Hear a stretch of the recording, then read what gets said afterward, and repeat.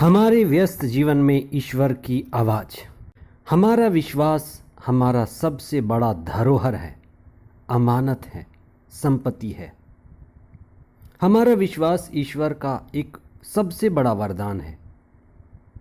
सभी लोगों में विश्वास का स्तर एक जैसा नहीं होता। आज के सुसमाचार में शतपति का विश्वास चौंकाने वाला है। ईसा भी शतपति के विश्वास को देखकर चौंक गए। 24वां सामान्य सप्ताह 12 सितंबर 2022 सोमवार। पहला पाठ कुरिन्थियों के नाम संत पौलुस का पहला पत्र अध्याय 11 पद संख्याएं 17 से 26 तथा 33। संत लूकस का सुसमाचार अध्याय 7 पद संख्याएं 1 से 11 तक।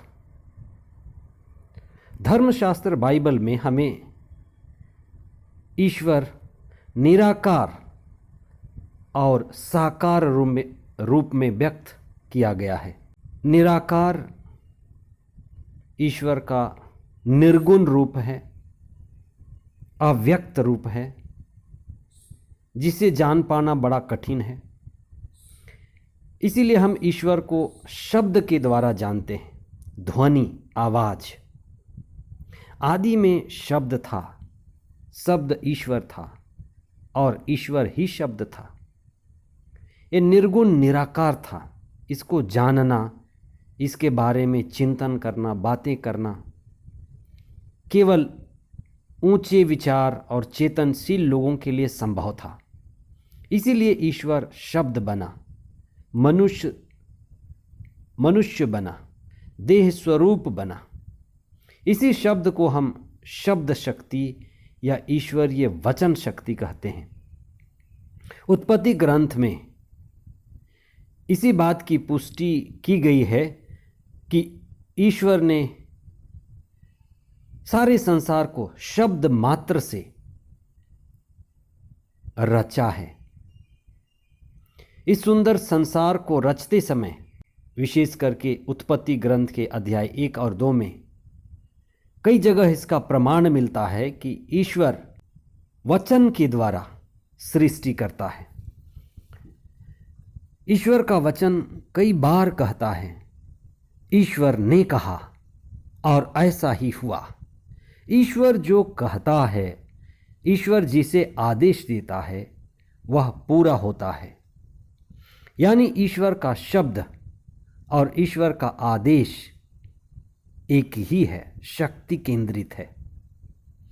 शब्द ईश्वर है और जो ईश्वर की शक्ति है वह शब्द के द्वारा प्रवाहित होती है और सृजित करती है। शब्द ही ईश्वर की सृजन शक्ति है। इसीलिए कहा गया है शब्द ब्रह्मा।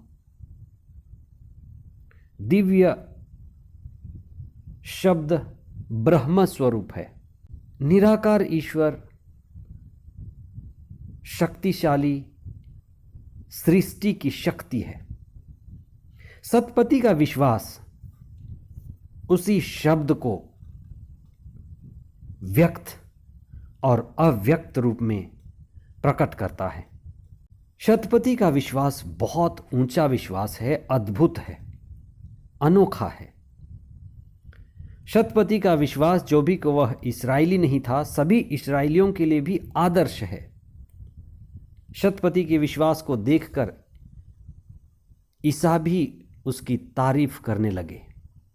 ईसा ने शतपति के विश्वास को आदर्श और इस्राएल का सबसे मजबूत विश्वास माना। शतपति का चरित्र वास्तव में एक महान व्यक्ति का चरित्र है। जो भी कि वह इस्राएली नहीं है, लेकिन उसके चरित्र से हमें पता चलता है कि एक महान व्यक्ति कैसे होता है। किस व्यक्ति को हम असली में महान कह सकते हैं? कौन व्यक्ति वास्तव में महान कहलाने के लायक है, हकदार है? शतपति का चरित्र उसके महान होने को प्रकट करता है। वह एक बड़ा अधिकारी था, ऊंचे पद पर था, सैन्य अधिकारी था, फिर भी वह बड़ा विनम्र था। ईसा के पास वो बिल्कुल झुक जाता है और अपने नौकर के लिए इतना बड़ा अधिकारी होते हुए भी अपने नौकर के लिए कितनी दूरी तय करता है। हर हालत में वह चाहता है कि उसका नौकर चंगा हो जाए। मालिक हो तो ऐसा, जो मालिक नौकर को ईश्वर से मिला दे वही तो असली मालिक है।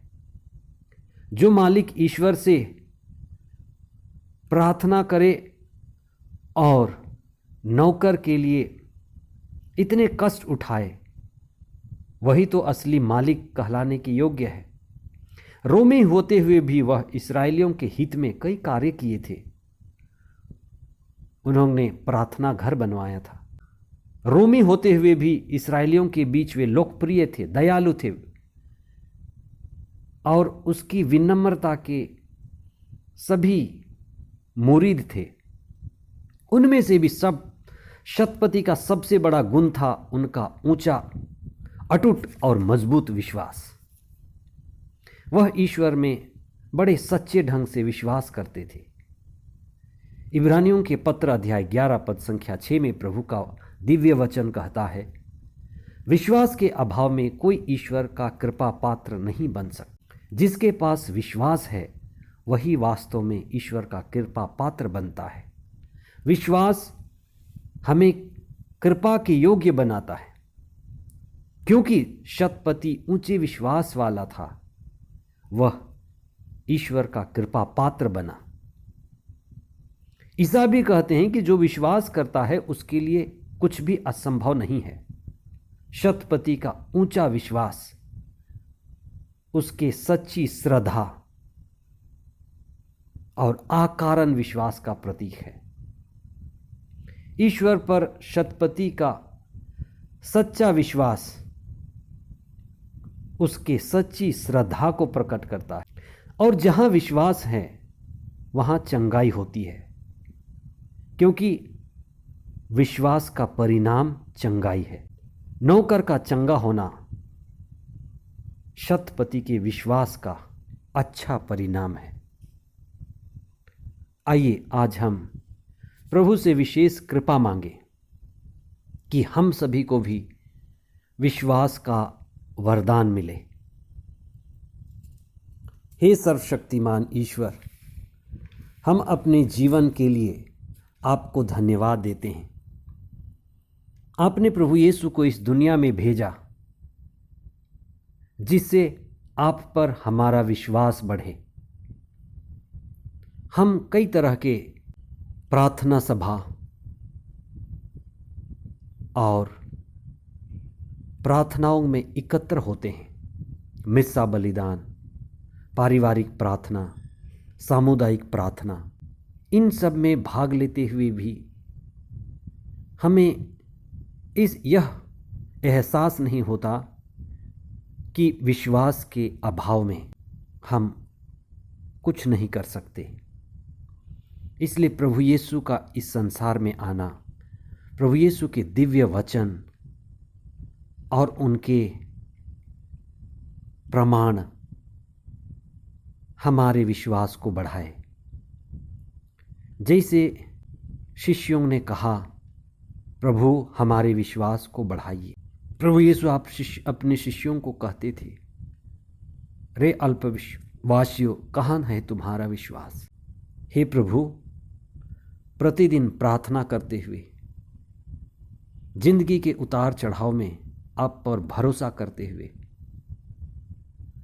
धर्मशास्त्र को पढ़ते हुए, मनन चिंतन करते हुए, हम विनम्रतापूर्वक यही प्रार्थना करते हैं कि हमारे विश्वास को बढ़ाइए। हमारे हृदय में, हमारे जीवन में सच्ची श्रद्धा उत्पन्न कीजिए। हमें शतपति जैसे विश्वास मिले कि हम ये अनुभव करें कि इस जीवन में हम पर आपकी कृपा बनी हुई है और इस जीवन के आगे भी जीवन है जहां हम पूरी तरह से आपके साथ संयुक्त होंगे। आमीन।